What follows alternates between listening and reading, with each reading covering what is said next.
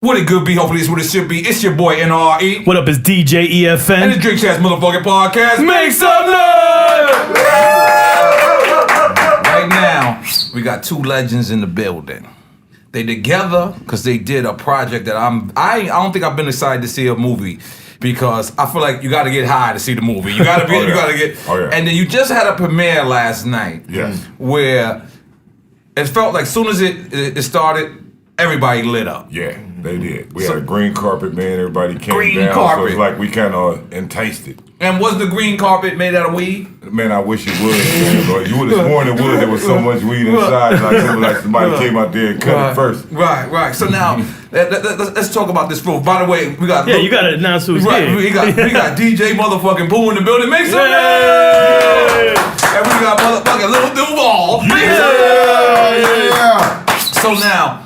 Is this your first time you wrote and directed? Because I know you wrote movies before. No. Just the third time I wrote and directed. And directed. Yeah. I wrote and directed a film called 3 Strikes. Oh, 3 Strikes. And and then I wrote and directed a film called The Wash, starring Snoop and Dre. And then this film here.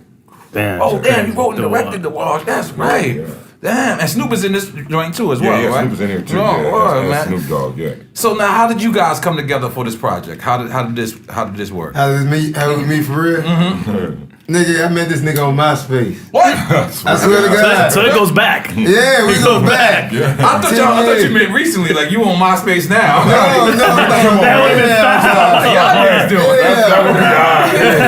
That would be creepy as fuck. Yeah, that would be real weird. Man, still on MySpace. Tom don't even be on MySpace no more. Tom chilling on Instagram. So y'all met. So how y'all meet on MySpace? He hit me up on MySpace. He's like, "Hey man, I fuck with you. You funny as hell. I want to do something with you." And I mean, he the legend. You know what I'm saying? Like I always tell people, he like the Martin Scorsese of hip hop. Martin Scorsese. Did I say it right? Martin Scorsese. You know I can't. Well, that would be the hip hop version. Martin Scorsese. No, Martin Pooh Swayze. That's how I call him. Martin Pooh Swayze. You know what I'm saying? So when he called me, I was like, man, I'm down with it. And 10 years later, we here today. Let's make some noise for that, goddammit. Yeah. Make some noise for MySpace doing something positive. But I gotta take it. Let me see it. This? No, this? Okay. Because it's a new thing. You can put it in here. What kind of contraptions y'all have for this stuff? This nigga, I noticed that this nigga's a real weed dude. Like, yeah, I am. I And did. it's crazy because that just happened. He didn't smoke when we made the film. I did. what? What? So I feel ripped off. Like he suddenly started smoking after, but it's cool. It's cool. Yeah. That's for part two. Wait, you ain't used to smoke weed before? No, I never smoked a drink. I never smoking fake weed during the movie. During the movie, I was smoking fake. I was the only one smoking fake. So how long you been smoking weed officially? Like a year and a half. Okay, So hold on. I call him little OG baby young lungs. Yes, because I smoke like a motherfucker now. Because he got young lungs. What happened? What? I don't know what What the is- fuck just happened. Ali, thanks, Ali. What the fuck just happened? What you fucking up my vibe? I don't know. I gotta push it in there, but it's tight. Yeah, is it Wait, so he went 0 to 100 in a year. Yeah, Yeah, because you I think it's because my daddy used to do crack, so I got a high tolerance. I got a real high tolerance. I wasn't ready. No, for real. Like my tolerance is really high. Like I haven't met my match yet. Right. They tried to get me. He got this man that used to smoke with pop. Right. And he tried to get me on that dab. I did that too. I was still up like this here. And you had never got high before? I never got high before. What the fuck? Never got high. That was crazy. That's why I can't do nothing else, because I take stuff to the extreme. So if I did you anything don't else, need nothing else. I'd be You're dead. smoking all the weed. Yeah, if I had some coke, I'd be the nigga to buy a key and just snort it by myself. Some Tony Montana shit. Yeah, for real. All right. So now you guys meet on MySpace. And then from there, y'all start talking about this movie, or it just formed a From there, relationship? he just formed a relationship. You know, I was just like, I want to work with you one day. I was just like, man, you funny as hell, man. I just like, you just seem like a cool cat. Right. And I want to work with you and shit. And I just thought he was cool, you know. I didn't know he wasn't. Right. And did... No, man, I love Duval, man. But because I remember first seeing you like in T.I. videos. Was like your introduction to hip hop? No, not really, because I was doing stand up and everything. How me and Tip met, he used to come to the comedy club because I used to have this comedy night in Atlanta, and it used to be popping all the time, and Tip was just coming up, but he used to always come to the comedy club, and then he had already had an album out, but it wasn't getting that much buzz as the second one. So when the second one came out, he was like, I want you doing the videos and stuff. And it was everybody. That's when Atlanta was popping, like the crunk era, like Lil Jon and everybody like that.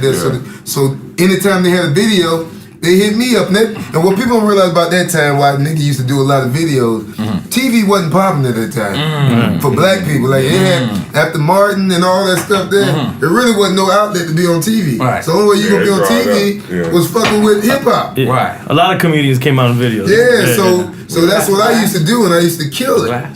And so from there, it spent into, and then when the internet came in, that's when it went to a whole nother thing. But even before that, I had Comic View and Second Entertainment and stuff like that there. So you from Atlanta? I'm from Florida. From Florida, Jacksonville. Right. Okay. Yeah, I'm from Jacksonville. Fellow Floridian. Yeah. Oh, where you from? Miami. Oh, yeah, Born here, but raised in Miami. Oh, okay. Now, but you live in Atlanta? I live in Atlanta. I've been living there for a minute too. And Atlanta is like Black Hollywood. You say that? Is it fair to say that?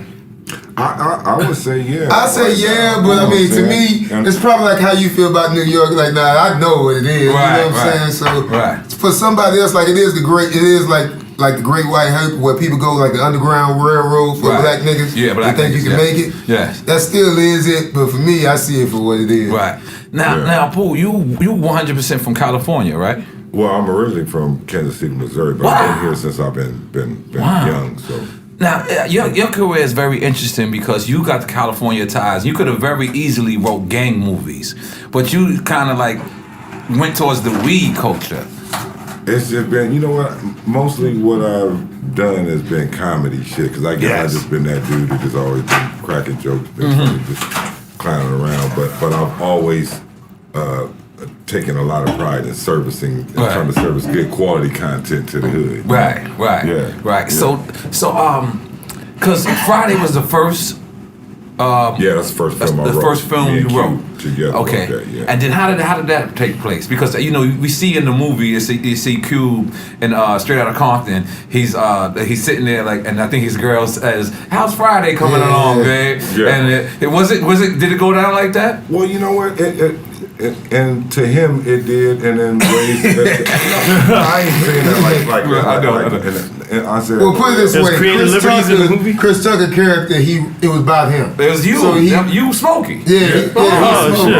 He's Smokey. So I mean, that tells you right there. But Cube wrote. Like to him, that was his experience writing it, because we wrote on our own in places and collabed together. So I can't take nothing away from Q. Me and Q co-wrote that movie. You know what I'm saying? I think it couldn't have been that way if me or him wrote it alone. I think it was the fact that we wrote it together. It was so dope. It was something that we really, put work in on and people loved. When you was doing it, did you know you was making a classic? We felt like we was doing some shit because we was just having fun with music videos and shit like that. They were new and you did something with Boys in the Hood too. Like you wrote something for it. No, I did a lot of the music stuff and the score stuff and like the drive-by scene that you hear but don't see, like pulls up to the stop sign. Everything that you hear and that kind of stuff, and a lot of the music under the movie came from just tracks and beats and shit I did because I produced. But honestly, with Friday, it was more the music videos that we were doing. Stuff like you had me play the Mac in a video he got, the Mac song, and we were just having fun clowning. And it was like, man, let's make a comedy. Let's make let's make some funny shit. At the time, it was like Boys in the Hood, Menace, everything was serious. Yeah, and it was like niggas laughing in the hood. Was Debo based on a real character? Yeah, it's a Debo in I knew it. But the cool part about it, it's not just this specific one. It's that one that everybody know. Yeah, exactly. Yo, E, you ain't having a drink, man. What's going on? You don't got no salsa water? No, we got salsa water. All right, cool. Come on, man. I feel like look, we didn't have to ask. Look at we almost had sober champs, though. We almost had sober champs. I'm sitting up here just soaking in all this, because all this is hip hop history. Hip hop history. That's You know what else funny? Because we was talking before this thing, and I want to bring this up. Yeah, please. I want to bring this up. I don't know if a lot of viewers know this because they're probably younger, but This was a beef yes. like about 10, 15, 20 years ago. The biggest misunderstanding in hip-hop. Misunderstanding in hip-hop. Like, it might be in Black history. Do you know what I'm talking about? Yeah, I'm a DJ. I know exactly what you're talking about. And we sit here drinking. They were stomping on the building. We sit here drinking. Because I always heard his side of the story. You gotta tell your side, man. Because he told me, well, y'all both tell me. Yeah. Ali. Oh, we need more glasses. Yeah, well, pretty much. We just made the record to get on. Like, we didn't have no, you know what I mean? We made LA just to get on. We had no, like... And the original one, you did it over their beat. So that was your first song before? That's my first song that ever took with off. Mobb Deep, yeah. You did it on the New York. Yeah. They did a dub plate, basically. Oh, so that they went clear. It was a white label. I didn't clear. It was my beat. The listeners don't know. No, because you know what? Tell the whole story from the beginning. From the beginning. I think when we went back and did it, we did the Sugar Hill version over. I don't think we did yours. Oh, yeah. That's my shit. Oh, that's the original. Ain't the original Sugar Hill? No, that's the original one. The one he just did. All right, because we got sued somewhere. Somebody sued us from Sugar Hill. I made the beat, and it was a commercial for Biggie. For the same. Yes, we spoke about that earlier. Heard it, he was like, "Oh, I want to make." I forgot that. Yes, that was on the. Everybody always thought that was the dopest beat for the commercial. Whole misunderstanding. That was you for the commercial too. Yeah. Well, you can tell how the whole. Because I want to know. Well, basically, like I did most of the music on all the commercials. Mostly, yeah. Well, basically, to answer Lil Duval, what happened was they had a record called New York, New York. We had not known if it was actually a diss record because we just know that it was funny to say New York, New York. Yeah. So we did the record LA, LA. If you notice, none of us saying anything bad about LA or anything. Yeah. And in fact, the only one who did say anything slightly remote, he said JFK on our way to LA was Prodigy. And if you look at the video, Prodigy took his verse off because he was a little nervous. So, so what happened was.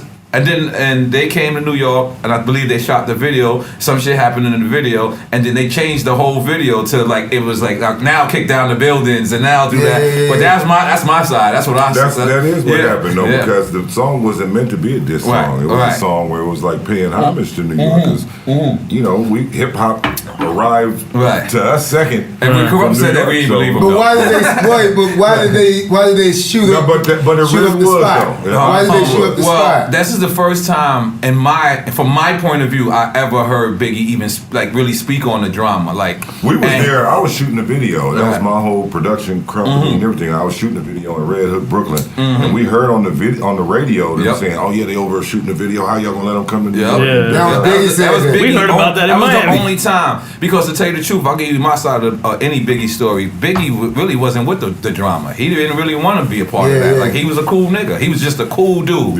A very cool dude. So that's not what I was wondering, but that's fucking hip hop history right there. That's make some noise. I gotta tell. Oh, thanks, man. I gotta tell one side story. Okay. Is when we were shooting the video. And then the shit went down in the video shoot. Then everybody went back to LA, packed up, and that's when I shot the buildings to use in the video to be kicking down. So I had to stay another 2 days. Oh my God. So I'm in the hotel, and next thing you know, I look at my phone, the light blink, and I got messages. I get the phone, yo, you better take your fucking ass back to LA. Yo, we gonna fucking get your ass. Oh shit, move my room. Give me the alias name. I made up some alias name and moved all my shit to another room. You by yourself? The first time I was. Second time I'm in there, all the homies in the room now, the crew. And the lights start blinking again. I'm like, what the fuck? Yo, you better get all this shit. I'm looking I look at these niggas, they start laughing. That's them playing on the How y'all play with it at a time like this? That's crazy. I was trying to do it 2 more times. I was about to move again. These niggas ain't bullshit. But you seem like, and both of you brothers, I feel like y'all gonna have a great relationship and continue because y'all seem like y'all people that's always in good spirits. Is that true? Because for me personally, I don't try to get engulfed in the industry shit. You know what I'm saying? I work within the industry, but I work in when I want to. You know what I'm saying? I feel like that's the best thing you can do. Like if I don't want to do something, I don't do it. If I want to do it, I do it. That's pretty much how I work with me too. I have to say I've been blessed to have had an opportunity to be in the front seat of hip hop. Great way to put that. And you know, in a long run, and most of what I do is behind the scenes. Yep. You know, I played the character Red in Friday and stuff, and most people, they'll see me and be like, oh, that's Red, and they don't know You killed the that, music I did, they don't know the writing I do, any of that, but they know that, because most of what I do is behind the scenes. Like, Was at one point, was you ever wanted to be an actor? Or it was always like, no, let me not write? really. I just love to just have fun. He I loved guess in create. a way, I just love creating and having fun and shit more than anything. But I just love writing and some of that acting, having fun, just doing whatever, being creative. So now, Grow House. Let's tell these people what we obviously you're growing weed in there, obviously, right? Oh yeah. But tell the people, tell the people who else is in there? D-Ray Davis is in D-Ray there Davis too. is in there. So tell the people for people that don't know. Martin Starr from Silicon Valley is in there. We got Malcolm McDowell, you know, in there. We got Raquel Lee. We got Zulai. Zulai George Wallace. Faison Love. George Faison Love. You know, Snoop Dogg, of course, we mentioned already. Yeah. And man, we got a lot of good people. Of good people. This is an And we got independent Lynn film? Shay also. Independent? Something Definitely about there. independent. It's independent. independent. Yeah. So Yeah. break that Yeah, down. what's the business Why would behind you go independent? Because you could probably go to these big guys. You know what? You would think it's always easy to go to the big guys because we have made film. I mean, I'm betting 100%. I've never made a film that has not made money. Right. You know, and so you can look at a lot of films that a lot of big time Hollywood stars have made that have straight lost $100 million and shit. That have flopped flopped 100 times. Right. But when they fall, a lot of times they fall up. They just go right into the next shit like it's nothing. Right. But us, we could have a film that just makes, maybe a 20% profit, and it's like, oh yeah, well, I don't know, Right. So that's kind of you have to be 1,000 times better, 100 times better kind of mentality. I feel that we've always been told growing up. You got to be better at what you do just to get recognized or just to get on. And I feel like that applies everywhere, even in the film industry. And would you rather be independent or? You know what? In some ways, Right. hell, motherfucking yeah. Right. And in some ways, it's like, damn, this shit hard. I wish I had this motherfucker helping me. Yeah, like how's the distribution on the film when it's independent? How much harder is it to get it in theaters across the country? It's like slim and none on some distribution shit. I think that's the hardest part right there, which is the reason why so many films, don't get the theatrical distribution. Right. And, they'll get, Netflix and Amazon, Redbox. Those things are real cool too. Not putting them down because I can't wait to get there too. We'll be there too. Because Netflix is giving up that check. That's like the equivalent of streaming for film. Did people see it on too? You know what I mean? And so you have to look at it and say, shit, it's going to go down the chain either way. But when you can get an opportunity to do a theatrical release, I'm into this, right? You looking at me like this nigga into this. Ain't nothing like that shit though. When you can get a film in the theater, because that's a different experience when people have to go purchase a ticket. It's an event Because practically. where's black cinema? Like, back then we had the Boys in the Hoods and we had the Fridays and and it seemed like black cinema is like, And that's what we're trying to bring back. With the Renaissance is coming and back. it's comedy because, like what I try to tell a lot of people with this movie, and what made Friday so funny? Because it was a real story and it just had funny people in it. It wasn't like they were he wrote it to try to be funny. Right. It was just a real story and you put funny people in there and funny scenarios. And that's what this movie is. You know what I'm saying? Pretty much. It's a real story.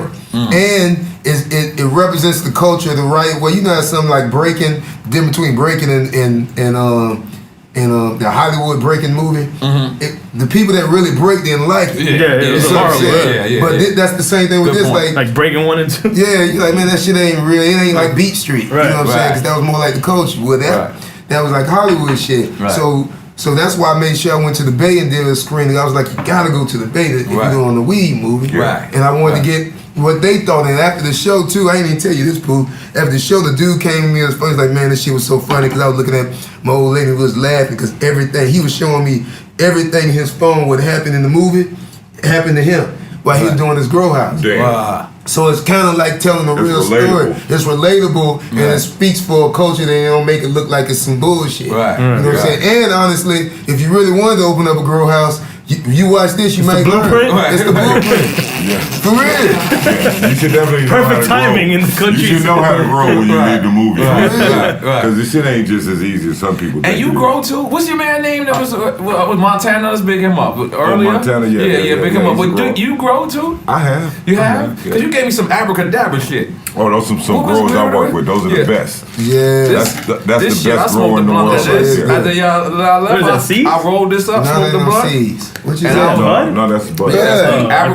Abracadabra? Abracadabra. These niggas, it is magical. That's the best shit in the world. Yeah, that shit put me to sleep. I smoked a blunt of that by myself. I took a nap. I ain't taken a nap since 1998, nigga. So what you like better? Stand up or actually acting in the film?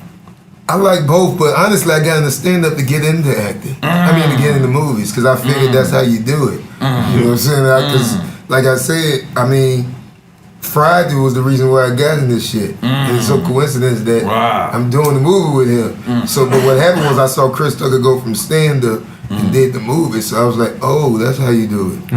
Do stand up. I feel like Chris Tucker fucked up by not doing the next Friday. He should have did. He should have. No, man, I never say that, man, because a lot of people was just like, oh, why didn't he do it? And did you feel like he got Hollywood? This drink champs. We need the real story. He got Hollywood on you. You know what? His number changed. I think Chris always had a plan just to do all kinds of shit, and I think it would be unfair to Chris to make it feel like, you know, he didn't. To make it feel like he didn't have ideas to do much more than that, because Smokey is not the character or the person he is in no way. You know how some people might say there's a base of that character in that person. That's really not who he is. Was he afraid to get typecast into that? They say he was a great actor. Yeah, he was a great actor. Because he had us a good dude. But I thought he was smoking like a motherfucker. Word, I thought he was smoking. That's that let you know he killed the character. But one thing for sure is, unlike Duval, he was smoking real weed. He came at you. That was another one. Yeah, you see that was stunt weed. He must have been mad. I was gonna tell you because it's the OG. Like, all right, whatever he say. He must have been mad as shit that you actually started smoking after. Yeah, he was. I'm mad too. I'm mad too because I'm like, damn, boy, I could have been. Yes, I'm like, dog, I could have really killed it for real. Cause all the shit I've been learning since I've been smoking. But now, but like I say, man, the movie. And is it a California movie? Is it take place in Los Angeles? Yeah. Okay, cool. And I don't like to toot the horn of the movie, but I wouldn't be promoting this movie this hard if I didn't think it was funny. You know, because I done a lot of movies that I ain't promoting. Because I know how garbage this is. But this one here is, and plus you can't be talking too much shit. Because if it ain't, they gonna troll your ass on the internet. And that's funny you say that, because as a comedian, they trolling you right now. Do you always want to be funny on camera, or does it come to a part where you like, let me get my acting on? I think the best actors are comedians. Yeah, because we have to do it all the time. Look at Jamie Foxx. I was about to say that. As soon as you said that, Jamie Foxx. I really thought it was Ray Charles. Me too. I think Robin Williams is one of the best actors ever. Robin Williams, Tom Hanks. You know what I'm saying? Tom Hanks a comedian? Yeah, he did. What's that movie he did? Punchline. Tom Hanks. And he was in Bosom Buddies back in the day. I gotta stop you there. Tom Hanks ain't no comedian. No, he was a comedian. Yeah, he started on Saturday Night Live. Yeah, he was a comedian. He acted in that movie. He did a movie about his being He's so versatile that you don't see him as that, but he has that element. Did he do stand-up though? I don't think he did a movie about being a stand-up. But he was a comedian. Like that's the way he came in. Yeah, so I mean those be because you have to act certain things because you're reenacting what you've seen as far as in life. So that makes a great comedian and makes a great actor. You know, so I guess they the best one. Is stand-up hard when you unknown? Stand-up is the hardest form of entertainment ever. Ain't nothing harder than this. Get the hell out. Only thing maybe is preaching. Oh shit! Because you got to come up with something every week and bullshit. You got to have new balls. Yeah, and that's what I say about comedy altogether. Like even in film, doing comedy is more difficult because it's not like you just telling a story. you're doing something to get a reaction, to get something, and they're expecting from the it. audience. And if you ain't getting that, then it's like, oh, nigga, that was some bullshit. It's like a scary movie. Like after a while, it's hard to scare people. And the same thing with comedy. Like after they done heard every joke, it's getting harder. Especially now with people attention span short, because it takes time to build stand-up special. That's why you see somebody like Chris Rock do something every 5 years, because you got to live life. You know what I'm saying? And it takes time, but in this day and age, people ain't got time. So you got to work within what it is, and it's transitioning into social media and technology. It's funny as far as funny. So same question to you, Pooh. What do you enjoy more, music or making movies? You know what? That's you know what I enjoy more than anything, and I have to be honest because I can't say between one or the other. But I would say I enjoy hip hop, and I mean that, you know, and that's back to what I said earlier, being in the front seat of hip hop. Is I've been involved in hip hop from music to film to video games to I've been involved in business that has culture, change the culture, had hip hop be a part of it. And I've been there, and deservingly so. I think we should be in any form of entertainment. Because it's crazy, because even before the movies, in my opinion, you were already a legend within the music culture of hip hop. But you know he did Grand Theft Auto too now. No, I didn't know that. Like this man has been doing this shit, man. The soundtrack? No. I write the stories. Come on now. And Yo, that's insane. Do you understand who you right with, man? He's a legend in all different facets. This is why I be hating. Like I've been telling him, He humble. Yeah, I be like, dog, you can't be humble in 2017. That's why I say, nigga, if you ain't gonna be humble, I'm gonna hype you up. You gotta be his. I gotta be his spokesperson. Yeah, his spokesperson. He's his publicist. Yeah, I'm his publicist. This is what you gotta do. This is what you gotta do. Pooh gotta be like, you know, everything is cool, and then you gotta come out and say, translation! We running this shit, bitch! Running this shit! Then Pooh goes, this nigga's the pulse of this shit. That's crazy. A lot of the culture that we is not come from here. But we gotta go back before, like, going back more in the music part of it. Okay. Going back to early West Coast stuff. King T was messing with. LL Cool J. LL Cool J, America's Most Wanted, Ice Cube, Lynch Mob, all that. NWA days too? Oh yeah. I was definitely. I started out back. Dre showed me how to work a drum machine, and me and Dre started out. Dr. Dre taught you how to. You see how he said that so humble? Now you gotta say it. Because it's normal, you gotta say man. Now, you see how he said it humble? Now you gotta say it in a nigga way. Yeah. Okay. I've been living with Drake and all that put beats together. Nigga, y'all just doing this shit, nigga. Y'all been doing this shit. Fuck you mean? Fuck you mean, nigga? Step up. You ain't did shit compared to what I done done. Translation. Hell you talking about? Been rich. Fuck you mean? You can't make as many platinum hits about me. All right, go ahead. That's good. But nah, for real though, man, this man's a legend. No, he is. He sculpted the culture where people don't even realize it. You know what I'm saying? So I just hate to see, like, I don't want to even be going and people not know it. Right. You know what I'm saying? Like at the end of the day, people don't be knowing. So it takes people like us to let people know. And just so you know, this show is all about giving our legends they flowers when they can smell them and giving them they weed when they can inhale them. So many people want to praise you after you're gone, and I just feel like it's stupid. Why don't we praise our legends now? Hip hop, we got to keep our people alive. I praise this nigga. You know what I'm saying? I do it all the time. For real. I do it all the time. And I humbly say that Dre definitely taught me how to work a drum machine. Yeah. Gave me the first drum machine to borrow and use, and you know that's the kind of guy Dre is. You know, man, being around these niggas like him, even Snoop, though. Even Snoop, because y'all hung out with Snoop yesterday, right? No, Snoop is one of the most, like, honestly, he's the biggest name in hip hop. Period. Everybody, he's an icon. There's nobody that don't know Snoop. Beyond hip hop. But for him to be that big, that popular, and just to be so regular, right? It's so, like, it makes me realize you ain't gotta be a big asshole. Yeah, you ain't got if you really didn't know that was Snoop, you'll forget who he is because he's so cool. But you know what I know about that? Nigga's so real, most big stars that smoke weed are the coolest chicks. But if they stars and they don't smoke weed, they take life too fucking serious. I don't know, most everybody gotta get high. I don't give a fuck. From what I've noticed, the people that really got it are real humble. It's the one that ain't got it. It's like real gangsters don't even talk that shit. Like they don't be tripping off shit. You know what I'm saying? The ones that's really doing it, they ain't the assholes. It's the ones that's trying to get that. That's who the assholes is. Now, what's your favorite era in hip hop? 90s? Come on, I grew up right in the 90s. I grew up on you. I grew up definitely on them. Honestly, I was a West Coast nigga just off of all they shit. I hated New York. In my mind, I was a West Coast nigga at one point too. I was a West Coast nigga. Oh, my bad. Get this shit started. I'm sorry. No, East Coast, West Coast. It starts right here. I got him. No, but for real, what happened was, I'm telling you my whole story of why I got on the New York shit. When I heard Life's a Bitch and You Die with AZ, and I started hearing that, then it went from that, then it went from everybody. I used to fuck with everybody in Queens. That's how I got on Capone and N.O.R.E and all that. And I got on DJ Clue. DJ Clue got me on. So that's how all my circle. So I knew everything in that little clique. I was a Queens mother. Every rapper in the Queens, I knew who they was. So is DJ Pooh and Lil Duval listening to the Migos? Yeah, I am. I am. I am. Absolutely. But I can't say I listen to everything. Right. You know what I'm saying? I can. Right now. Right. I kind of look at it. I'm not talking about Migos specifically. I'm talking about in just general. listen to everything in general now. But I do keep up on what's going on. When I say Migos, I mean them, but I mean like this new generation. Like, you know what I'm saying? Like, I like music. Yeah, I like music. Like when you like music, good music though. Even good music, but the beat, like sometimes it's just like when you hear something new, I always like new.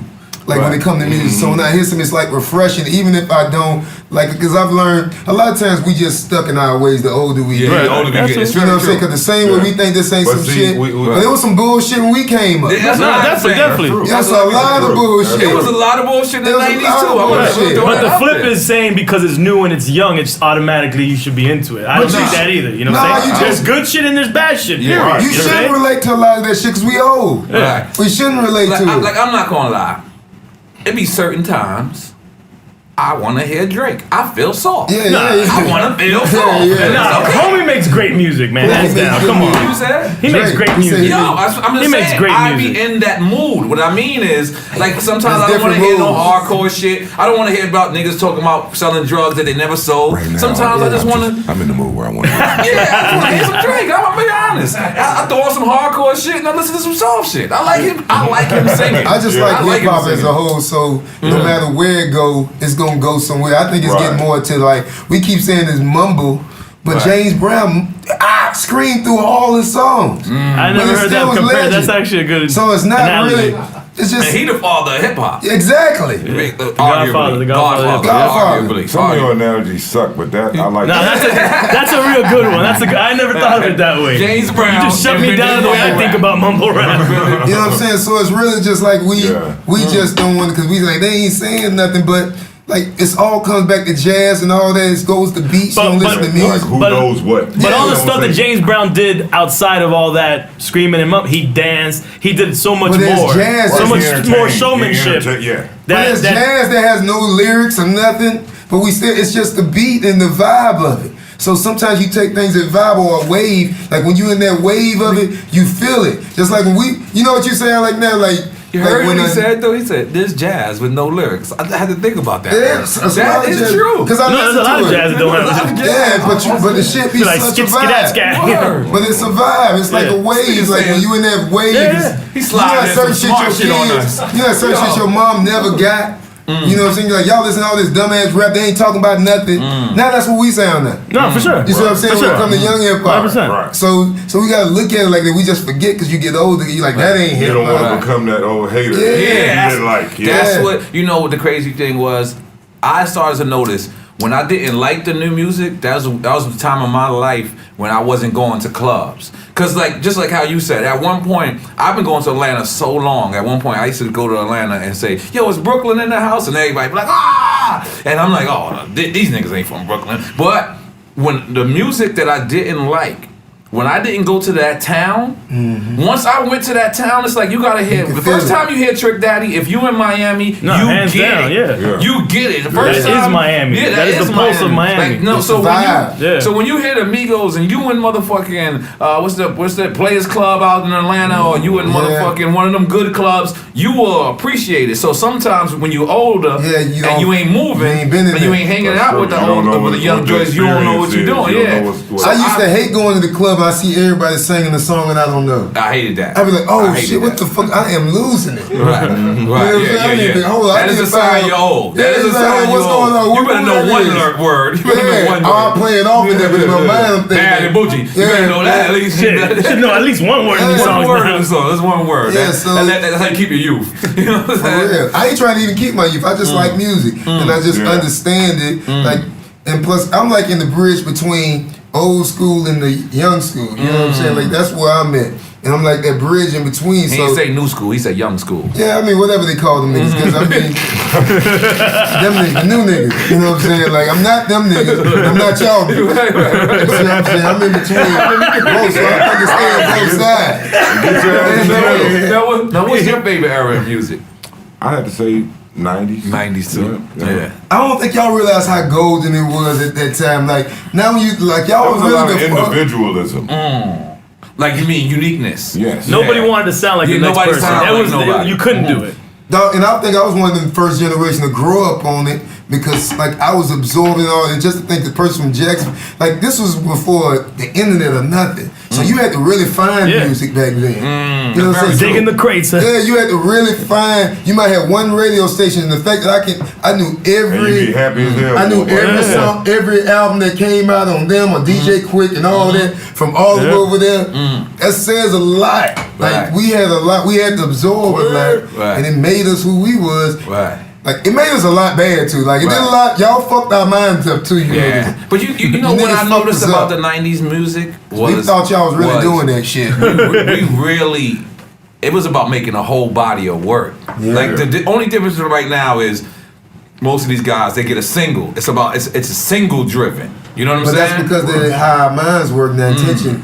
And these young kids are getting too high out here. Percocet, Percocet, they gotta stop. That's changing also. They gotta stop. They are dope fiends. Like, do you know what the fuck y'all are taking? That is a form of heroin. We gotta teach our babies better than this. Our generation failed them because it's our fault. Like, it's all my generation. It's our fault. Like, anything you mad at them about, it's our fault. It is. We dropped the ball. We dropped the ball because we're too busy having a good fucking time. That's what I think. We stopped being OGs. We stopped being OGs. We stopped being OGs. But that comes from hip hop because hip hop make you forget how old you is. You know what I'm saying? You don't realize. Cause think about that.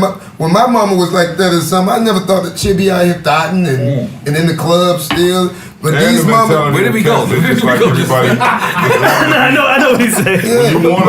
When you want 40 to be the new 30, when 40 can't just be 40. But you're not proud to be your age. That's the problem then now. And so the idea is that, like, age comes with a certain amount of respect, a certain amount of stripes, because everybody ain't gonna make it. Very true. Because where you at, where I'm at, where you at, even and nothing is guaranteed. For real. Because at the end of the day, you think about the hip hop. So put stripes on that and put a respect on that. You have to. You have to put some stripes because I mean, at the end of the day, it is hard to get here. Especially when you come from where all the environment we all come from. And I never even thought about being this age when you young. You're right. You don't think about my goal was 21. I'm 39. I'll be 40 this year. My goal was to hit 21. When 18, I think I was going to celebrate. But 21, I was like, yo, that's it. That's all I want. I just wanted to be old enough to drink. That's it. I never even thought about life. You never thought about, like, one thing you thought about, like, I get saved when I get old. So I can go to heaven. That's what I thought about. I was like, I get saved, but I'm going to have a good time right now. Next thing you know, but hip-hop did that because hip-hop is about being cool. So as you growing, you still cool. You realize you done cooled your way to 50. You know what I'm like, shit. That's dope. That's dope. 50 years old. Shit, man. You know that they do it in other generations, and that's one of the reasons. Like I said, we said it earlier. Hip hop has grown up, though. Hip hop has grown, and so we're not gonna be our parents at 50, at 40. We're gonna be us at 40. But we are the cool age. But we do have to be 40 and 50. Yeah, we gotta act because the fact that it's promoting being drug addicts is terrible. I mean, weed that's great. That's a herb, but these guys are actually promoting drinking not giving promethazine, being heroin addicts out codeine. there That's and fucking shit. heroin. Like that shit is. That's our fault. Yeah, it's our fault though. I'm not smoking this shit. You smoke adjacent, baby. God damn it. And then, what the fuck did you give me, DJ Pooh? Please tell the people. That's Describe. an abracadabra cigar. So that sounds scary. Cigar was almost like a whole ounce rolled into one cigar. Sounds like you smoking, It's like you disappear. $1,000 cigar. I'm very rich. That's why I had to get my robe. I was like, let me get my robe. Let me feel like a mafia. Mafia. That's like an ounce compressed in. That's like an ounce. It's just compressed all into one. What's your favorite record you ever produced?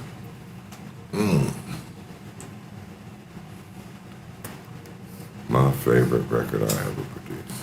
I don't know. I'd probably say a record I did called No Idea that features Cam, West Coast Cam, and then everybody else that was on the song Computer Love. Roger Troutman, Shirley Murdoch, and Charlie Wilson. And it was on my album, Bad News Travels Fast. It was my favorite record I ever made in the world. And you never fucking heard it, so fuck off. Yeah. I gotta go. I'm going to search that right now. Yeah, what year did that come out? What year was that? That was like 90. Google it now. Before Cam came out with Peace Treaty? I was in jail. Or after? So I got an excuse. No, it was after that. Right after that. Yeah, it was after that, yeah. I'm tripping. I just put my finger. And you could do edibles and all that. I do it all now, man. How long you been smoking for? I'm amazed. I can't even believe that story. There's something fishy about this story. That's real. It's real. Crazy to me. Everybody think it's publicity. So what made you start smoking it then? I don't know. I always liked the way it smelled. Yeah. You know what I'm saying? But I just was one of them niggas, cause everybody in my hood did. I'm like, I'm not gonna do it. You know what I'm saying? When everybody had a gold grill, I didn't get it because I didn't want to be like these niggas. You know what I'm saying? Do it on your own time. Yeah, I want to do it on my own time, and then on top of that, it's almost like it was.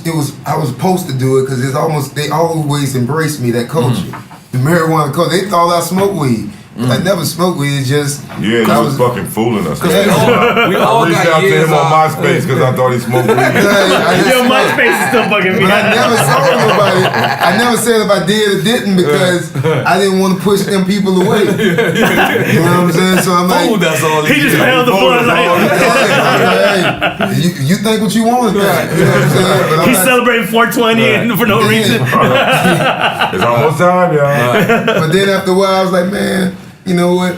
Because after that movie, I was like, dog, I'm not supposed to be smoking weed, man. Right. Everything, I done did another weed movie with Devin the Dude. You know, shout out Devin the Dude. That's the hella smoker right there. And Devin Dude, the coolest motherfucker ever, man. Yeah. He lives the perfect life. Like, he's the Willie Nelson of hip hop. Shout out to Odd Squad. Wow. Like, he That's is. dope. Like, that motherfucker's cool as fuck. So tell the kid that is probably from Jacksonville or they're from Atlanta or they're from Compton or they're from. How does a person start his comedic career? If there's somebody right now that is funny, he don't know how to structure his funniness to make it a business. It's a different game right now. I think it's a new genre. Like before, the way we had to do it, you had to do stand up to get in the movies. Now you don't really have to do that. Now you can go get on the internet, Social media, Instagram started, and make them skits and build up a buzz. Because I done seen a couple dudes that they might not be stand up funny, but I'd be like, man, I'm gonna be good in the movie. Right. You know what I'm saying? Like he'd be funny. Well, sometimes you run across them dudes and it ain't.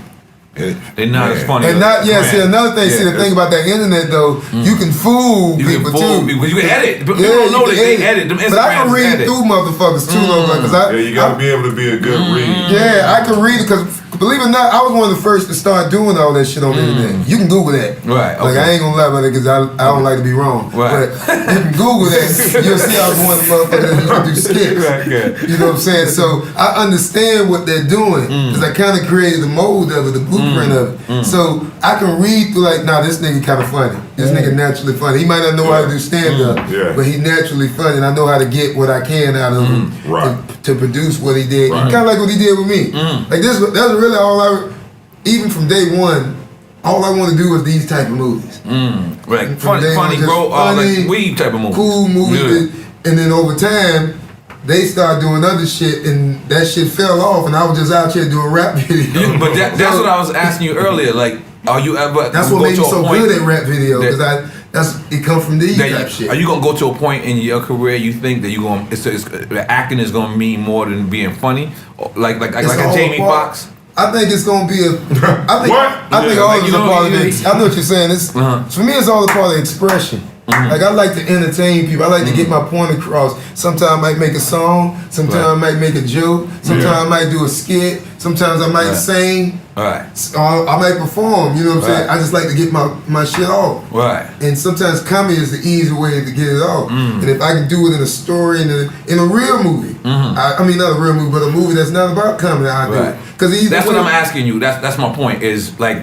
Will you try that? Hell yeah! Oh, okay. I tried with him too because I know I can trust that he can guide me in the right way. Right, smart. That's the smartest thing too. That's what make like people like Dre and Snoop or Timbaland and who he with or Missy because you need somebody that can coach you. Like that's what wins games because I know he's a good coach. All right. I need. I definitely want to work with you, DJ Pooh, because I'm definitely a fan of everything you're doing, like everything you did, and you know, besides you being the cool, he's like the coolest nigga in the world, though. You see, he sit back, calm, like you are what if marijuana was a person. You're like if you are, that's who you are. Like if marijuana came alive, it's DJ Pooh. Like if marijuana can talk back to you and shit, that's exactly who DJ Pooh is. Let's make some noise for that goddamn.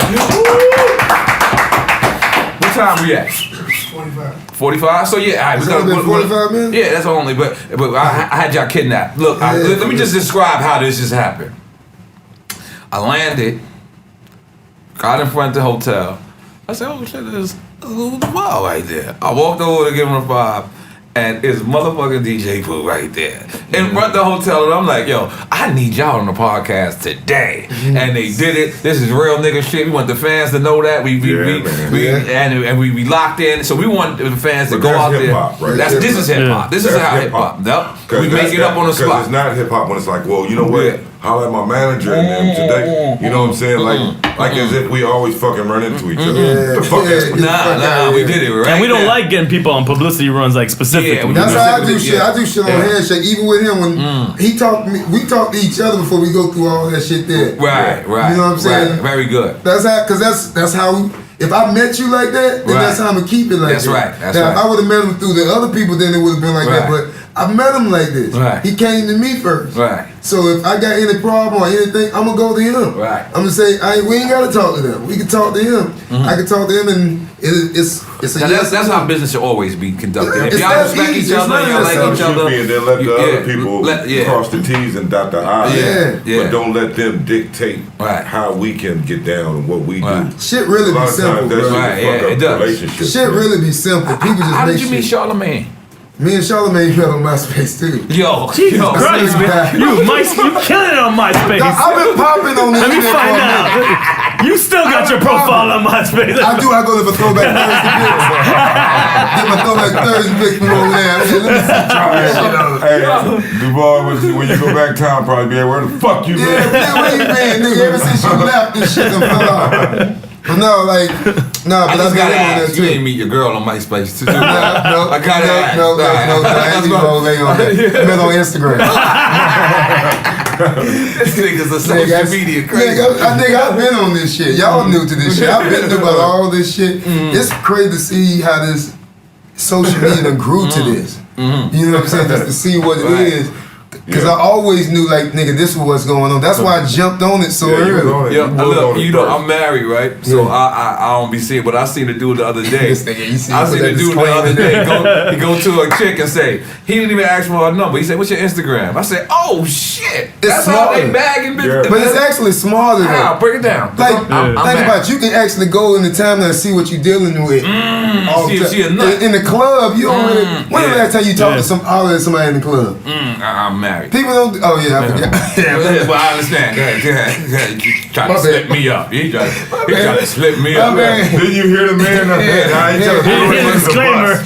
You gotta relax, though. Cut that out. But the point, you gotta be dealing with old niggas, right? Nigga, how's going? Hey, it's over. Move on.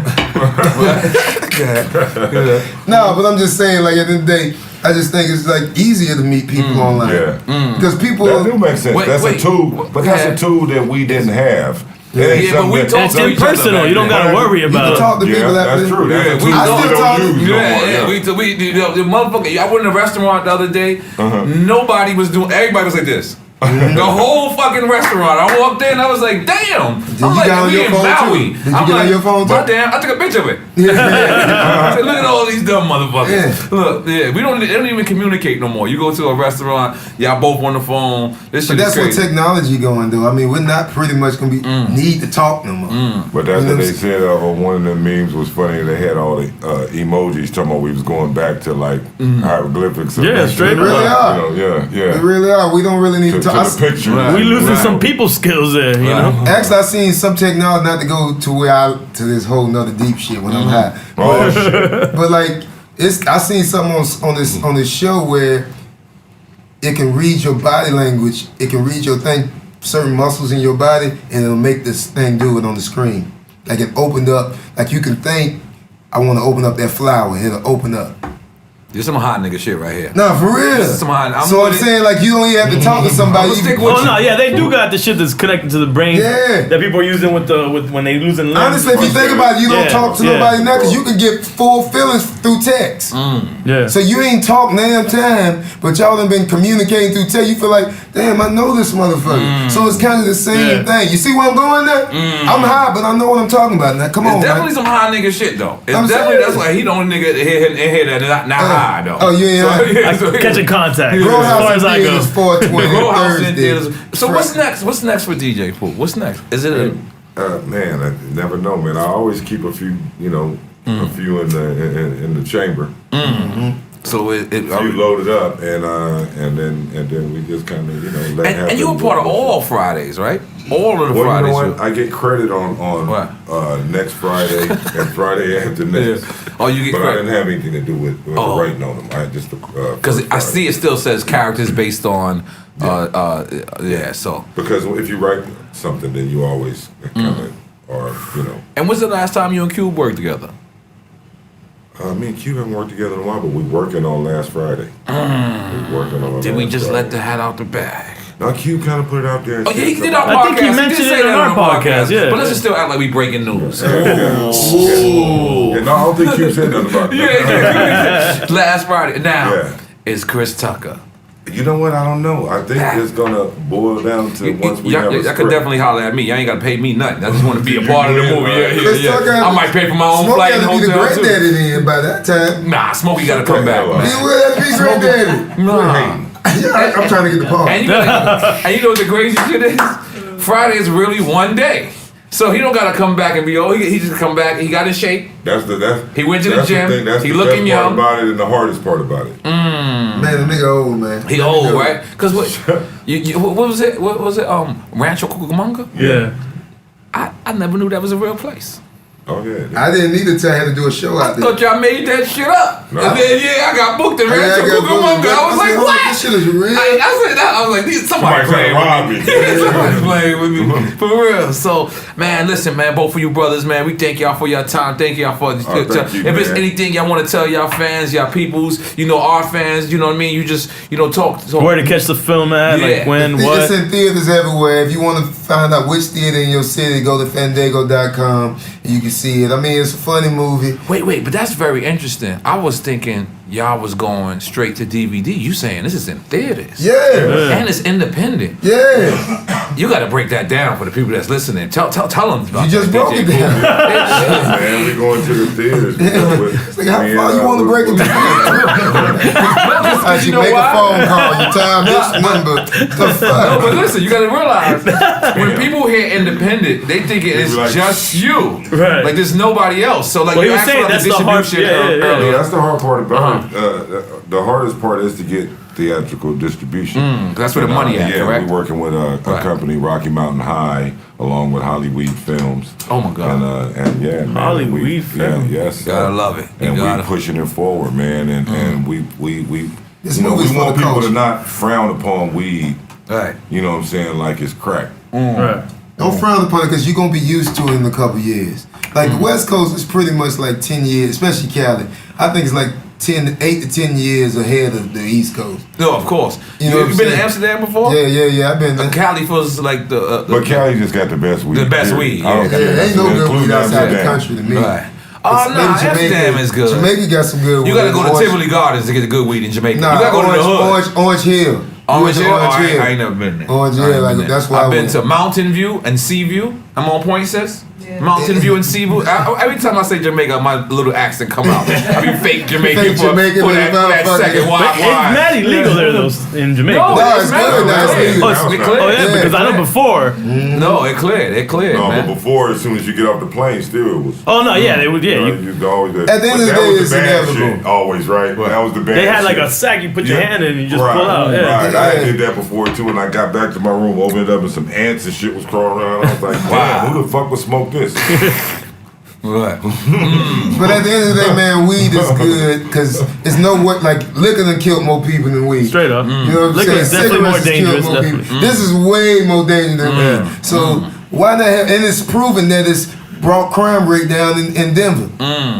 That's real. So I mean, That's real. You know, I ain't been to Denver since it's been legal again. For real? man. I've been to Denver when it was illegal, Yeah, and I ain't get booked yet. You niggas in Denver book me, man. And you know what's funny? You know what's always so Vegas funny too now, when the man. fans Vegas just hit you and say, yeah, Vegas now too. I just Yeah, came Vegas, back. Vegas. I've been You to would go Vegas. to Vegas, Yeah, you would yeah. go to jail for a seed in Vegas. For real? Yeah. And Yeah, Florida yeah. made it medical and decriminalized it too. Yeah, but Vegas it's got not all ads together though. yet. Remember how they used to have the ads for the strip clubs, Yeah, and they got ads for weed. Man, Yeah, let me tell you yeah. something. I was in Vegas and witnessed Too Short getting booked for something like this. Get I the was fuck- standing next to him. And he's like, police rolled up on him and he had something like this in his hand. And they locked them up for that. And they took him to jail. You know, I seen with Ice Cube the other day, Stanley. Oh, man. I told him I'm gonna keep off the grass. Brother Ryan. Brother Ryan. Yo, man, I just want y'all to know Friday, that was really, really, really a classic movie. That was something, all right, I'm gonna tell you, music introduced us to what the West Coast was, right? We got to know that.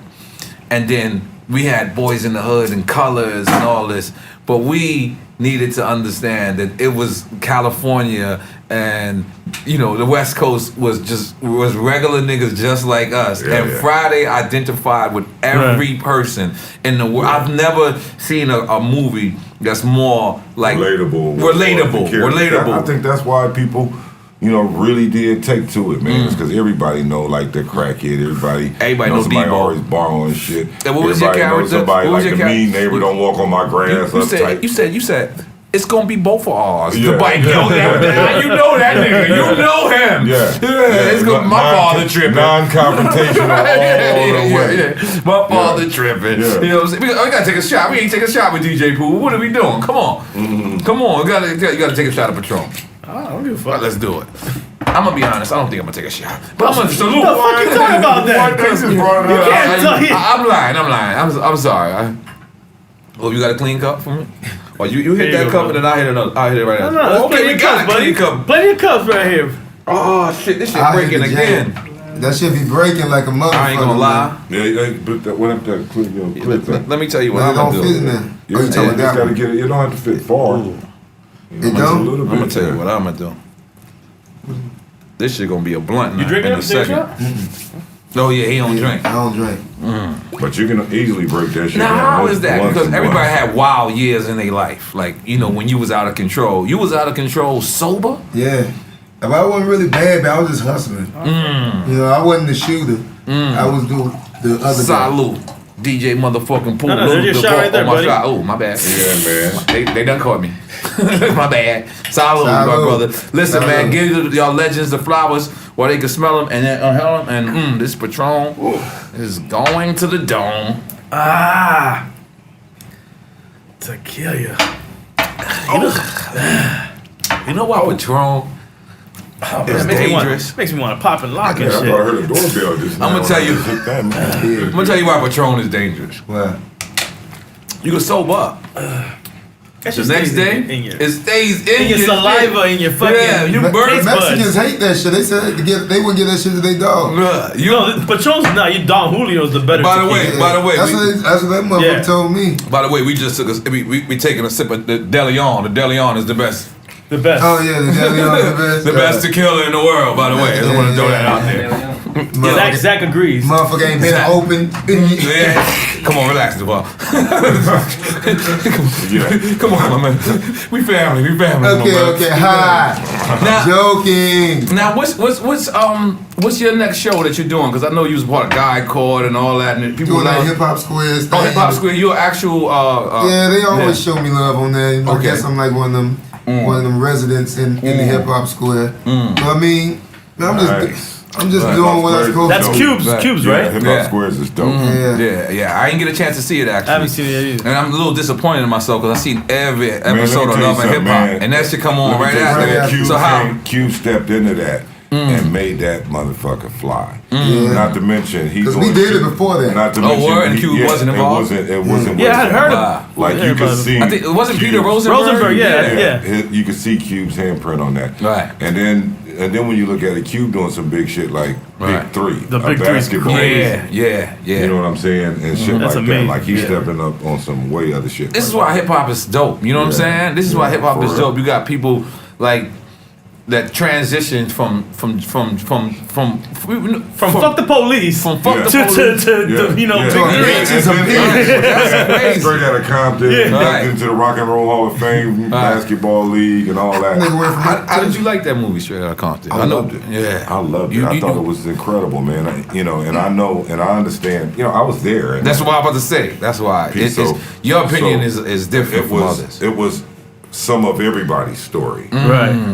Into a movie. Because you understand the movie process more than anybody. That didn't, this wasn't in there, and this didn't. Right. It's like you can't put everything in a movie. Right. You just can't. And you got to take it from people's point of view because we always think because everybody got a different story on something. Yes, you do. Like you might tell your story, and you might tell your story. And of course, ain't nobody gonna tell you. And at the end of the day, whoop my ass. He ain't gonna put that in. I gotta say, at the end of the day, Gary Gray taking all these stories and making a brilliant film was exactly what happened. Yeah, because I heard that Gary Gray actually went and interviewed people for all the people, and I heard that he actually gonna turn this into a documentary, like of the actual real footage. Dope, I heard. What story would you want to hear about? Like if you could hear your own hip hop story, my own. Your own story? My own. You know what I'm saying? What would you want? My choice? Yeah. I would like to do a movie on Clarence 13X. He was the leader of the 5% Nation of Islam.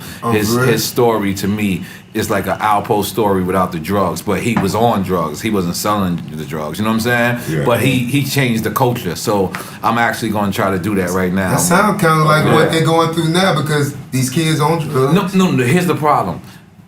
When we grew up, we were guard bodies. We were 5%. So you had a certain type of righteousness that you had to have about you in that era.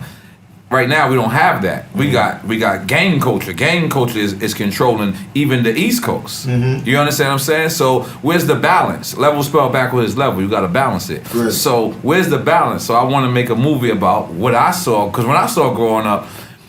The OGs made me go to school. Them niggas would be like, yo, what are you doing? You cutting school? Get the fuck out of here. Them niggas would put me in the car and take me to school. Yeah. Right now, these niggas getting high with them niggas. Right, yeah. Niggas cut school, come here, shorty. Back in the day, come you get high could with dodge me. Yeah, you know what I'm saying? I was Nowadays, scared of Did it help my you? me. Did you still out here wilding? It helped me, yeah. But what I'm saying is it was organization. Like we actually, like a village, it takes a village, what they say. Yeah. Like I actually felt that growing up. Like I know personally I didn't do that for a lot of the young niggas. I was like, fuck it, what you doing? All right.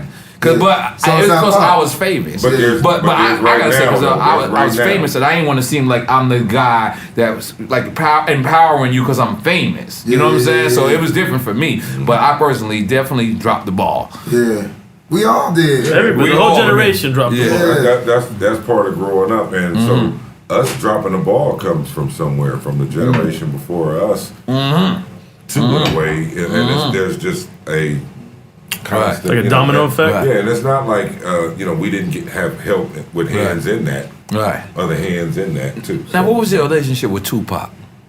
Tupac was always just a friend, just always somebody that I knew in the industry, and just a real cool cat. Back Digital Underground days as well? Going back that far back? Yeah.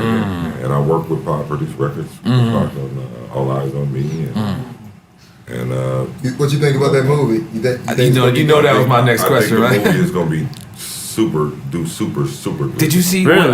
I saw some of the movie. What I saw was dope. Did you I don't give a see shit with nobody. what the People Outlaws? that hate on it, but LT Hutton. As a movie or as facts? So you're just like the same. As just what I saw as a movie, I think it's gonna be dope. I can't say factually give you all that. Just I've seen it in a whole wall good together. film. But from what I saw, wow, I can't wait. June 16th. Nah, I ain't never been So up there with the Straight Outta Compton. You know what? I ain't gonna predict nothing, but I'm gonna say it's definitely it's not. I've seen people hate on it that haven't even seen it. You see the I Outlaws? saw part of it, and ain't no way I can hate on what I saw. So I don't know what the hell they saw, but But it was the one dude from that, not the Outlaws. Okay, what's his name? Noble? Noble. It was Noble, yeah. He had just wrote a letter. An open letter to all hip hop. You remember it more than me? Because I remember it, but I was a little distressed. What was it? I mean, I don't think he had beef with the movie. I don't think he had beef with the movie. He was just explaining that a lot of he feels like some of the things that they're doing is entertainment purposes as opposed to because he But feels like every he movie was has that. Yes. That's why Paid it's in called a full. movie. Yes, That's yes. why it is a movie, and that's the hardest part about telling somebody's story. Is like when it's like, yeah, we want to have it to where when like you had this party, you had, the people were like, it was a lot more women there. They were a lot better looking. It's like, it was the homegirls. No, I had on blue shoes. It wasn't red shoes. The when fine character detail. shows up. The fine detail is real important to some people, and that's why they usually they don't even let those people come onto the set.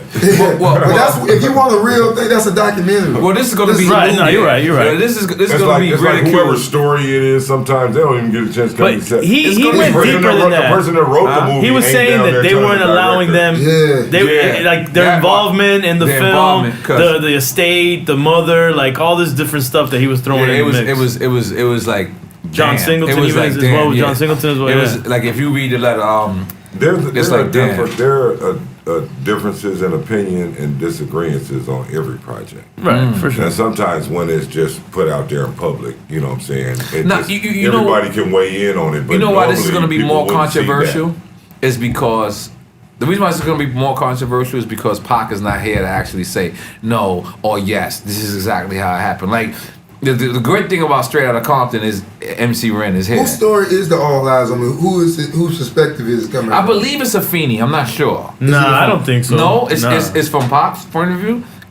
I mean, you saw parts of it. I believe it's just a story being told from a writer's perspective that was given this from a collection of of people and information and research, which I think is usually the best way to do it. Because when you hear, usually, not just in speaking of Pac's case, but any movie like, oh man, no, I had $1 billion, no, I had $1 million, no, I had $1 billion, what I'm saying? That Donald Trump shit, And big up to Benny Boom because he has a very tough job right now. He has to pick up the phone since he started the Tupac project, but that's another story. Nigga thought I was calling for a role. Relax, nigga. I wanted a video. I think a lot of it is it being made, but this was a film that was to be made for. It has to be made. made. Yes.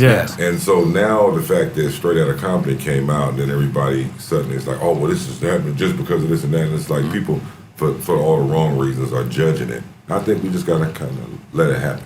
For what it is. Gotta let it happen. And to go back, I want to go right back there. But to go back to what you asked me earlier.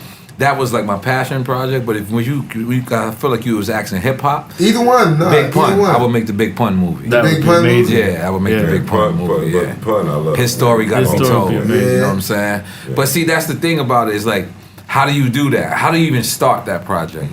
I know you got to go through the state. You know you got to go through that. But what if I'm telling Pun's story from my perspective? That's why it's an autobiography, right? Yeah, because I don't.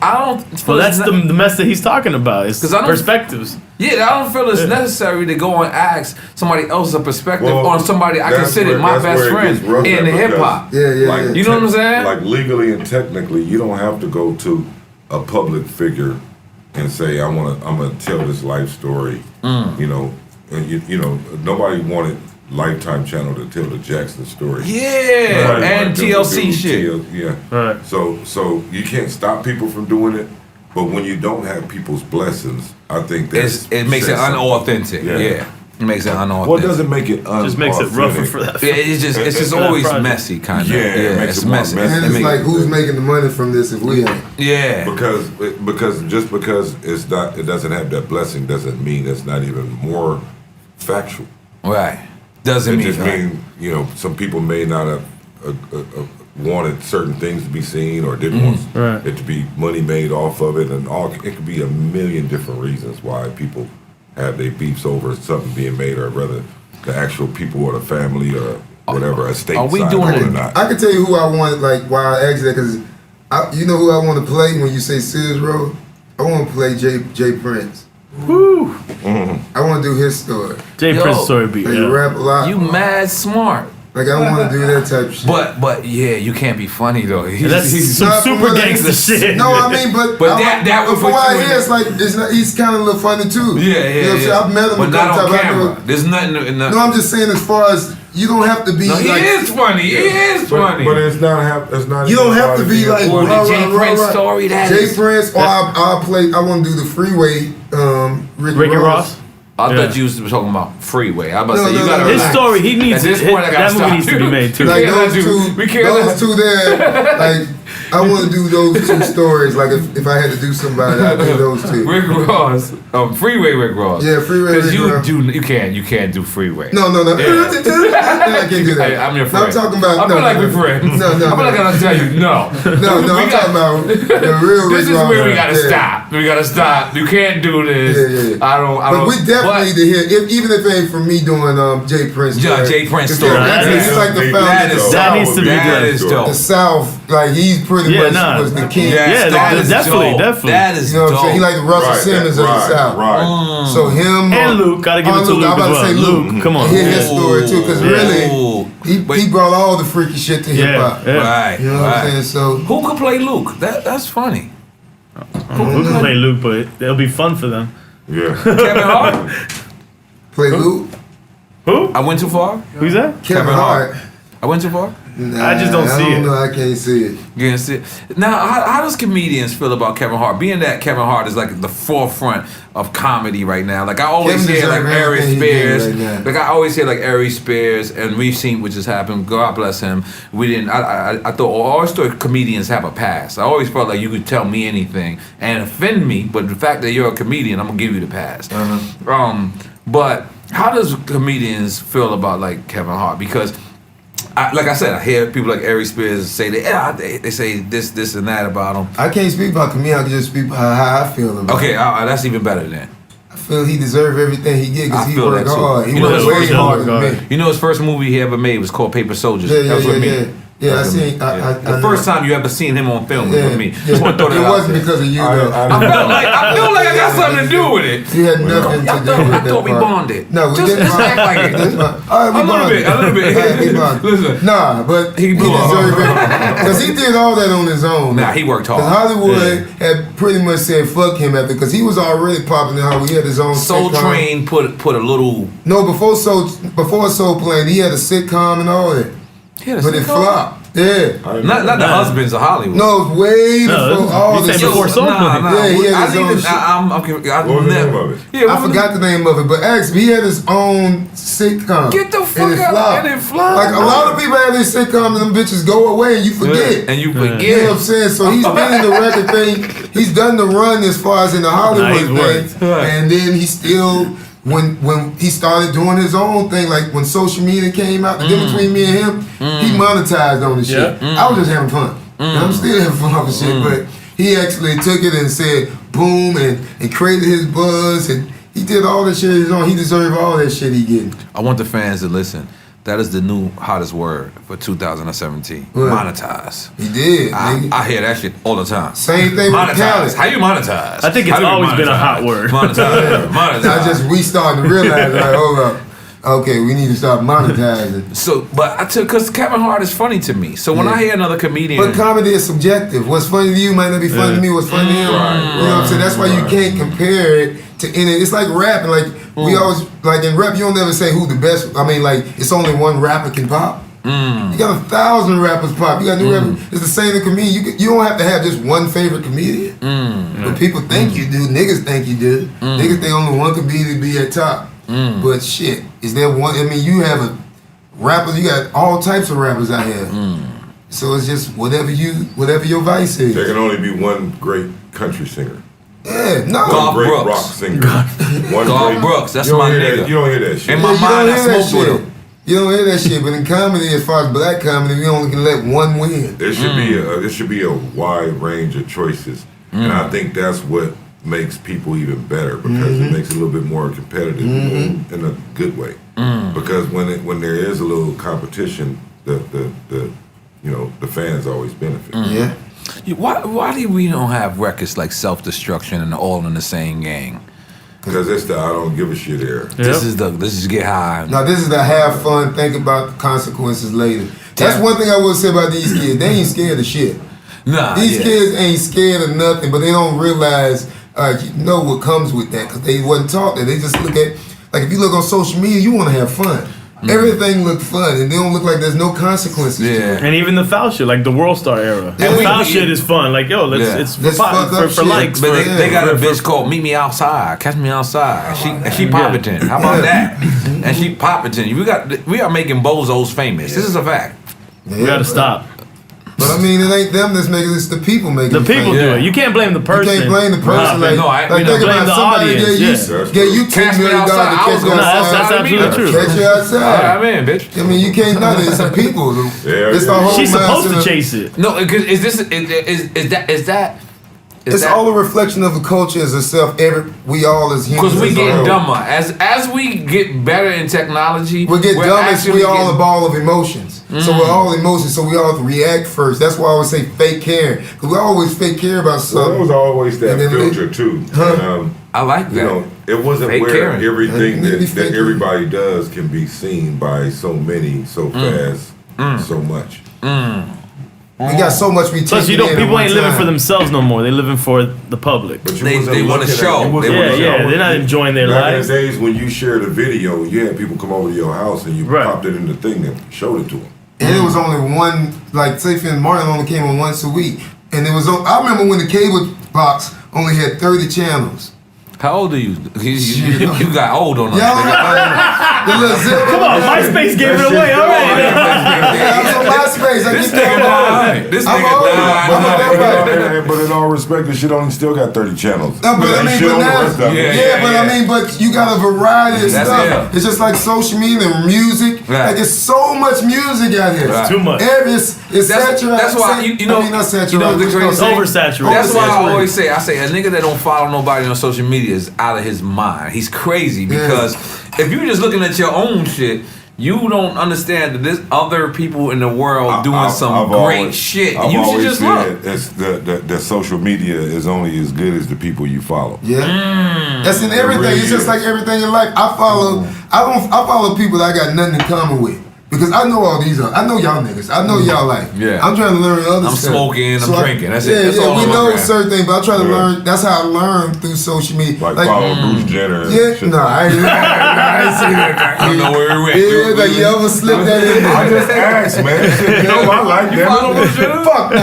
They were MySpace friends. They were MySpace friends. You've been following since MySpace.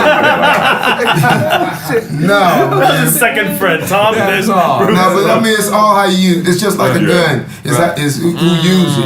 Yeah. You know what I'm saying? You can use social media. It's anti-social media. It's about who uses it. It's how who uses it. I mean, how you use it. I mean, you can use it for protection. You can use it to kill somebody. You know, it's not the gun. We just seen it. It's the same thing with the internet. It's some people learn from it. You got people that's learn more out of YouTube than they do in school. Yeah, real talk. You get YouTube University. You can learn how to build a plane through the thing. Yeah. So it's something there for people that knew how to use it right. Or you can learn how to build a bomb. So it's all in the person. They got shit like that. Now, is there a person that's like off limits as a comedian? Like it's a rumor. Like, don't say nothing about him. Only people I don't really fuck with is kids. Okay. Everybody else, they all free. They all free. If I feel a certain type of way, I'm never gonna be. One thing with me, I'm not a disrespectful nigga. But if I see something and you fuck up, I'm gonna catch you. You know what I'm saying? That's how I am. So we see just now N.O.R.E. Spears. I said his name right? Yeah. N.O.R.E. Spears. We see just now that he did a podcast and he was talking tough. They were talking tough to each other, and then the guy actually swung on N.O.R.E. Spears. The dude doing the interview? Yeah, right? Yeah, he swung on him. He swung on him. But you asked for it. If you said I can do this, do it. But I'm not gonna tell you I can beat your motherfucking ass and be surprised when you beat my motherfucking ass. I'm gonna fight back if I think that. I mean, that's how I would think. I would expect that. Yeah, this nigga folded up. So I mean, I don't know. Maybe I don't know. If I would have hugged him or something. Fake. See the camera right there. We finna toss him until that camera falls. And I'm tossing it towards that camera. I need a bitch to fall or the haymakers come out. If I know I can't beat you. But I mean, I don't know. I just maybe. But I gotta say with that. Okay. I gotta say with that Aries didn't attack dude, and I just have to say that some of us. I feel like Aries gonna sue. Some of us can't handle a conversation, and no matter what somebody says, that's just what somebody says. There's a line you can push. I understand that, but at the same time, if I can get anybody in here to react, then I'm pretty strong. But this is why I don't like to talk religion or politics, because I'm hearing this was over Obama. He said something about he shitted on Obama, N.O.R.E. Spears. I don't even know exactly what it was about Obama, but it was something about Aries said something crazy about Obama. Right. So that's the only thing I knew, because I only saw that. You know, niggas ain't finna watch the whole thing. Yeah. When did they start fighting? When it was it? All right, right there. And that's all I call. Oh, there's other niggas like that in the world? There's everybody like that. I always thought that was just You look me. for the comment that says minute 2.2. Take me to the mark. 8:15, I'm going to go right there. 8:15, let me watch that. We all do. I'm saying, what if Aries is baiting this dude into it, and then now they suing him or whatever? I'm not saying that's the case or nothing, but but I'm just saying. No, because for years, who won then? For years, it was like an unwritten rule. Like, if a comedian goes too far, says something, he has the ultimate golden pass. That he's a comedian. He's See, you thinking that most young people don't even know what a comedian is for real, because they're taught off what they think comedians, them dudes on the internet. So they ain't never been to a stand-up show now, so they don't really know what comedians is. So in their minds, like you say, y'all mind, you're like, oh, he funny, he just talking crazy, and you ain't taking offense. Now, like it had got to a point, like if I say something about a rapper, they'll call me. I'm like, is you for real? Khaled called me one time. I was like, man, is you tripping, man? What happened? Walk us through the Khaled call. One time, you know, on Twitter, I always fuck with people. A couple people call me Sean. I mean, what's the dude, Sean Garrett? This nigga got mad at me because I called R&B nigga. He got mad because I called him ugly.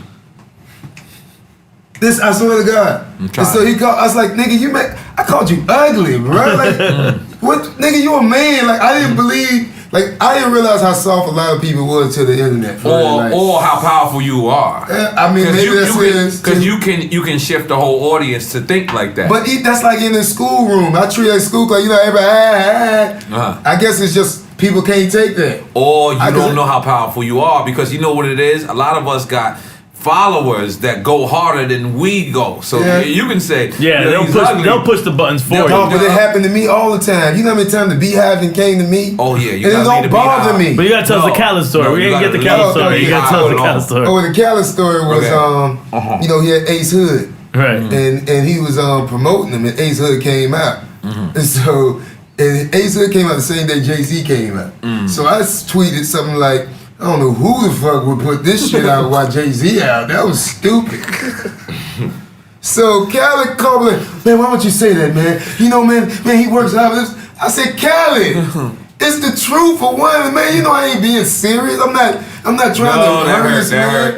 He's like, yo, man, because the funny thing about it, Ace was laughing too. It's just Khaled was passionate about it. He's super passionate. No, Ace got his advance already. That's why. Khaled was like, he need to make that back. Yeah. I guess that's what it was, but you fucked it up. I'm thinking because at the end of the day, I'm a stand-up comedian. I done been in the room, like they used to do Miami Improv in Coconut Grove. They all came to see me perform, and I rank on them all day in there. That's all that happens there. Get ranked on. Only thing one person that ranked back was Trick Daddy. Like Trick Daddy used to come back and forth with people, but everybody else, they knew what it was. So I'm thinking we can do that now. But on the internet, they wasn't with that shit. I'm like, what the fuck? Yeah, no. You niggas is really. No, that's you gotta realize when an artist makes an album, I don't. We ain't never looking at it like this is a throwaway. We always looking at it like that one. This is that one. So probably you don't know. You might have shifted energy. You ain't mean it. Yeah. You ain't mean it. I understand it, but I'm a comedian. Yeah, but It's just like you. Yeah, but he's the what artist. did you say earlier? Some niggas don't even know what a comedian is. But he do though.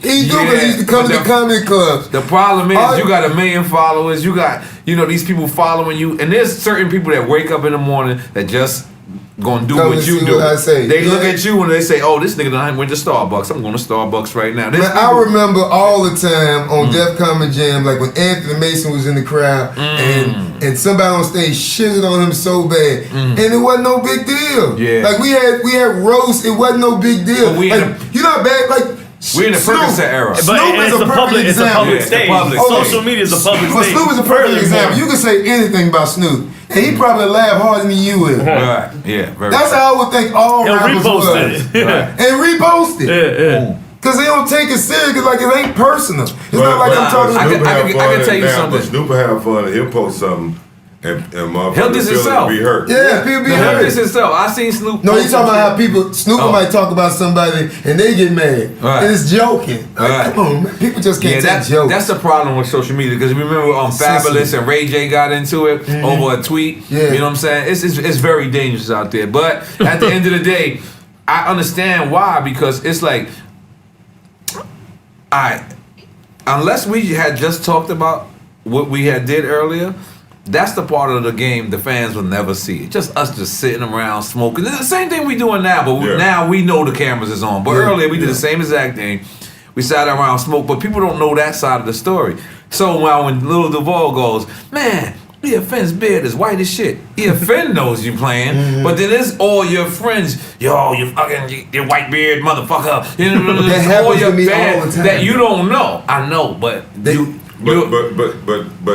But he's saying that some other people, the way they get offended. Right. But that's what I'm saying. That's why I said people ain't like me. Like I don't take stuff to heart. Because like people come to me all the time and say, but that's what makes you who you are. That's why you enjoy life. So you know how many, do you know how many people they don't post a picture saying I'm sucking some big fat lady toe? And I'm like, I thought you were going somewhere else. no, that's what I'm saying. They saying I'm sucking some Y'all fat send me man. that. Y'all send me that. The way he went like Don't this, post I'm like, that. whoa. Yeah, put grown eyes in big. I don't give a fuck. I'm about to get everybody to see this. That's what I'm saying. Stuff like that, I be laughing and like, y'all think this take is a joke. You know I can take a Not joke. everybody can take a joke. That's the problem. Everybody That's the problem. can't take a joke. Everybody can't take a joke. Everybody can't take a joke. People are insecure, especially artists.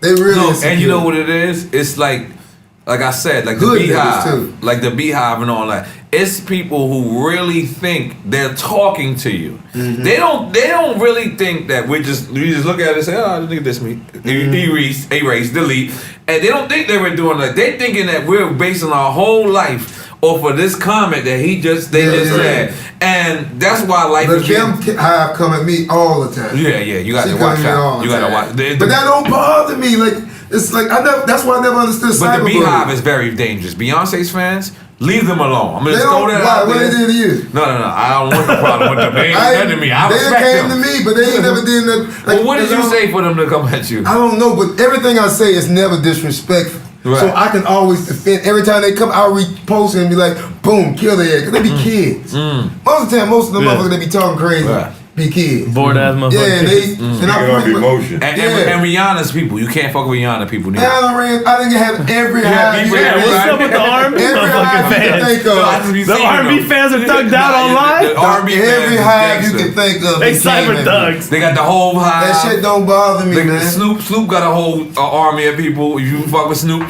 he send them Well, out. our you. Drink Champs army goes in, Oh, yeah. but they go in on us as well. The model Because they hoes think as they well. know us. The through the model hoes podcast. gotta have too. The model hoes be having hives. Like all them hoes gotta have. Everybody gotta have. I done had all of them. Yeah, but None of them bother me. Future's hive is very disrespectful. You seen what they be doing to Russell Wilson? Oh my God. Future. Oh my God. They be in Russell Wilson comments. I'm gonna tell you who got the illest comments. Ooh. Birdman, Mary J. Blige's husband, What are you talking about? As people or their fans? No, the comments. Oh, and Russell Wilson. Listen.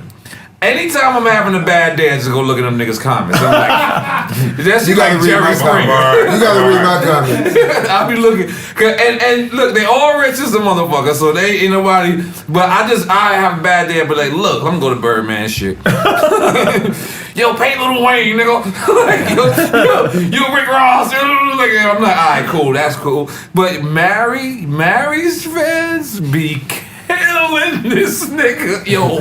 Oh my, you gotta, have a bad day. Have a good day. And look at this nigga's comments. I don't follow him nothing.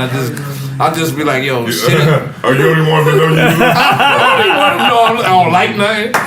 Well, he's about to find out. You're not here. You was never I was never here. I go and the ladies be like, you scumbag motherfucker. It's called trolling. Oh, they trolling the shit out of him. You better leave Mary alone. Give her money. I be like, but now I'm gonna say something that I love Mary, but I feel like she should pay him. All the relationships that guys been through, and they have to pay.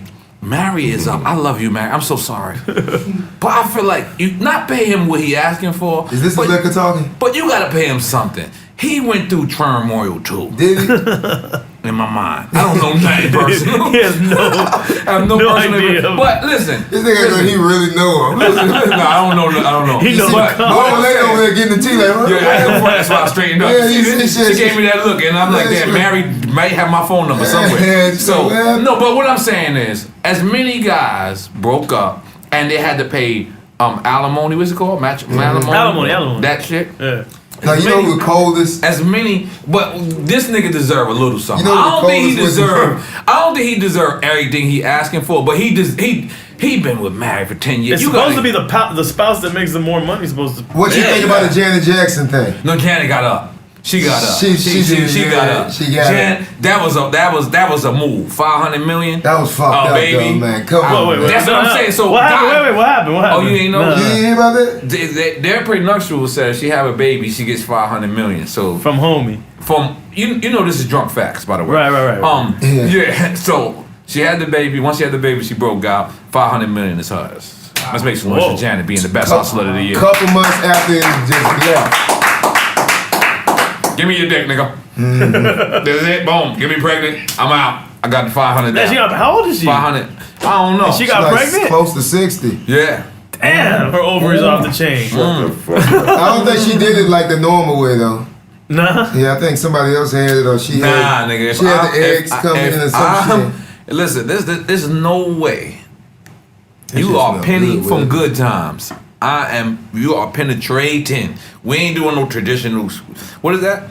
Squeeze that shit up in there. Nah. You got, Turkey bacon. If that Artificial nigga ain't fuck insemination. Janet, if that nigga ain't fuck AK Janet, turkey bacon. he gotta be the. Janet might not mean as much to him as he mean to us. Nah, Cause he from man. a whole other country. Nah, but That's just like a toy to him. everybody had good times. Everybody I said guess nah, what nah. he's saying. Nah, That dude ain't looking at the same way. Janet. They Islam too, ain't they Muslim? Wait, what do you mean everybody had good times? Janet ain't no ho. Oh, you talking about the show? Yeah, the show. show. Yeah. Nah, they ain't have good times over there.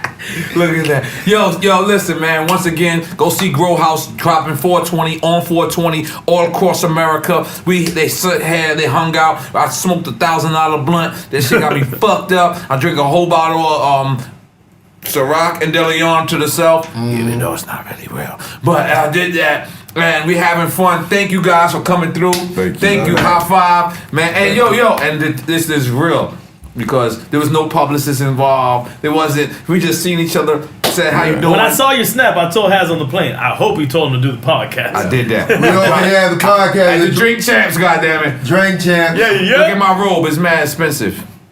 Expensive. One love. Drink Champs motherfucking podcast. Hey,